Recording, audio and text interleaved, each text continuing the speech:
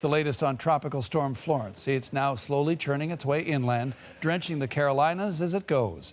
The reported death toll is now 7. FEMA has just provided an update on the situation, and right now the projections warn of catastrophic flooding, people being urged to avoid taking any risks.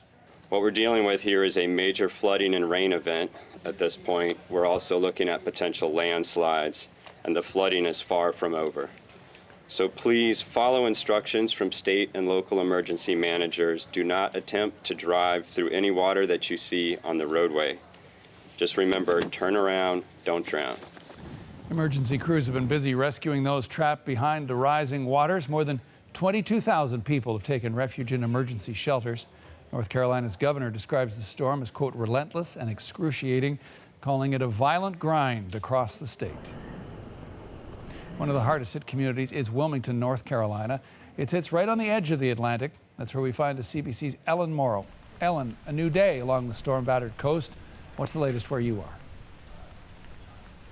Well, John, we just wanted to give you a bit more of a sense of the damage here and why some of these houses are so vulnerable. Take a look at this narrow pathway between two houses. You can see all the trees here. Trees are located very close to houses, and you can see all the branches on the ground as well. Now, this particular house beside me was actually hit by a tree during the storm. We'll talk to the owner in just a second. But if you look down the street, you can see more downed trees. One down tree on one street in Wilmington hit a home here, tragically killing a mother and her baby. So they're extremely dangerous. Now, as I mentioned, we're going to talk to the owner of this home, Greg Dubose, who's very kind enough to tell us about his experience during the storm and when the tree fell on his house. Greg, thank you so much for talking to us. What was it like being here during the storm? Very spooky, very spooky. Friday morning, the winds was real high. Those trees across the street, they was bending real, as the wind was hitting, they was folding and kept folding and folding. Then all of a sudden they just started popping one at a time. And then the trees over top of me, these old oak trees, they began to hit my roof.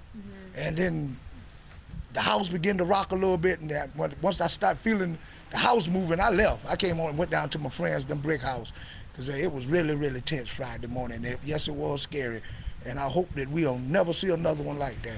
And you said that you've seen other terrible hurricanes, Hurricane Fran, for example, right. But you said nothing was like what you experienced on yesterday with Florence. Yes, it's because the wind stayed in a long time. Fran came in and stayed for a couple hours and moved out. But this one just continued to beat on us, and it did a lot of damage. And it did some damage to this house here, but there's small damage compared to a lot of houses that has been damaged. Tell me about the moment when the tree landed on your kitchen. Oh, I left.